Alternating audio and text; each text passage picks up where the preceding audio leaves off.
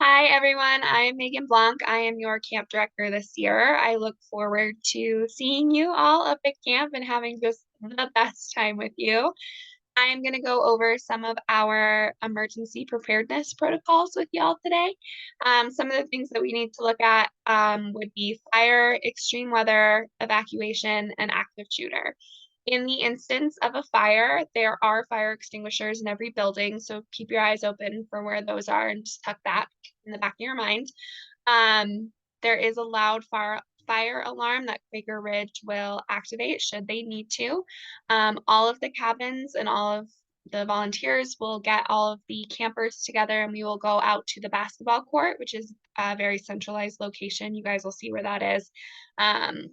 When we get up to camp, we'll take attendance, we'll make sure everybody's where they need to be, and then we will just wait until we get the all clear. Some of you returners might remember us having the dance out on the basketball court one year because the alarm went off and we needed to wait. So we will adapt and improvise every time. We will be conducting a fire drill when we are up at camp. So we will coordinate that with Quaker Ridge and we will let you guys know when that will be happening, just so we can just have it as muscle memory and know what to do pretty quickly. Extreme weather, thankfully, we live in Colorado, so we don't have a ton of stuff, but we are in the mountains, so there could be snow, thunderstorms, flooding, things like that. Typically, we only see thunderstorms when we're up there.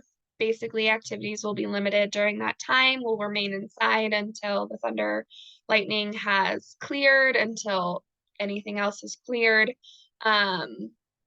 We will let you all know via radio what to do, so just kind of hang out and wait for that. If there is something like a tornado warning, we are going to move to the lowest interior levels of any building, as far away as we can from windows and doors, things like that. But again, we will let you all know via radio what to do in those situations. Should we need to evacuate for any reason, this is going to be when you hear there's a really large bell by the chapel up at camp. It will be continuously ringing. That's when you know that you need to take your campers and go to the basketball court again. When in doubt, the basketball court, that's where we're going. Cabin leads will account for everybody, take attendance again, and then your director's team, myself, Cassie, and Darla will arrange transport away from Quaker Ridge with their stuff as well. So that's not on you. Your job is to just get everybody to the basketball court. And then something that we unfortunately have to always talk about is if there is an active shooter situation. Department of Homeland Security has outlined the steps of what to do in a situation like this. If escape is possible, you should run to the nearest escape route and get as far away as you can from the scene. Obviously, this can be impacted, especially because we are responsible for these kids. So our job is to get these kids safe, not necessarily ourselves. So that's the first thing to do. If that is not an option, your next step is to hide. Please get inside a building, close doors, cover windows, turn off your walkies and your cell phones. We don't want those going off and alerting anybody to your presence. The director's team, again, will be coordinating with police and Quaker Ridge of what to do. You just need to stay hidden for as long as you can.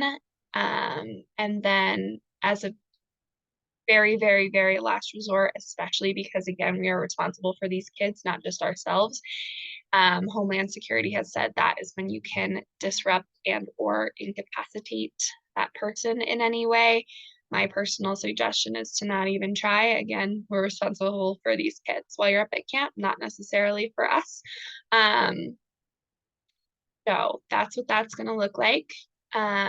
We will talk about these things a little bit more when we get up to camp, but just so you guys kind of know what that looks like. And yeah, that's about it. I look forward to seeing you guys up at camp, and I appreciate you all for taking the time to make this just a really fun year for us. Thanks.